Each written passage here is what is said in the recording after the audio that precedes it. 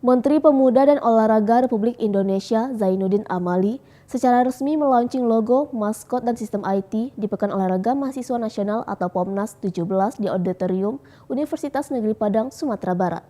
Pada POMNAS ke-17 ini nantinya diperlombakan sebanyak 14 cabang olahraga oleh seluruh universitas se-Indonesia.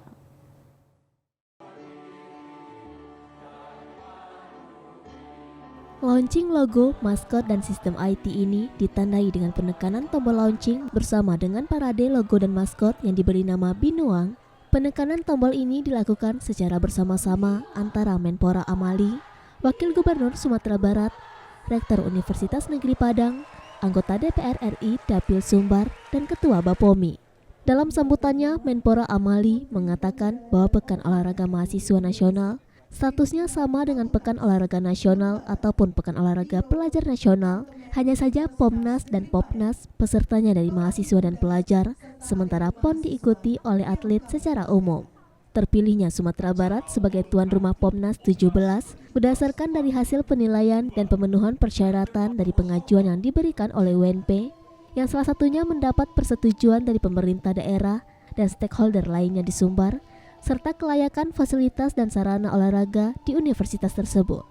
Menurut Amali, menjadi tuan rumah satu pekan olahraga, selain membanggakan, juga akan melahirkan beberapa dampak yang baik untuk daerah, salah satunya dampak terhadap perekonomian. Karena pertumbuhan ekonomi daerah akan tergerak dengan pelaksanaan event, apakah itu single event atau multi-event. Berdasarkan laporan Wakil Gubernur Sumatera Barat, POMNAS 17 nantinya diperkirakan akan dihadiri 10.000 peserta dari seluruh Indonesia karena POMNAS 2022 ini akan mempertandingkan 14 cabang olahraga yang diikuti oleh seluruh universitas dan perguruan tinggi se-Indonesia. Adanya kegiatan POMNAS 17 ini diharapkan agar dapat menggairahkan wisata olahraga atau sport turis di Sumatera Barat. Pasalnya Sumatera Barat memiliki sejumlah potensi wisata olahraga mulai dari pegunungan atau pendakian, arum jeram, sepeda Tour de Singkara, dan lainnya.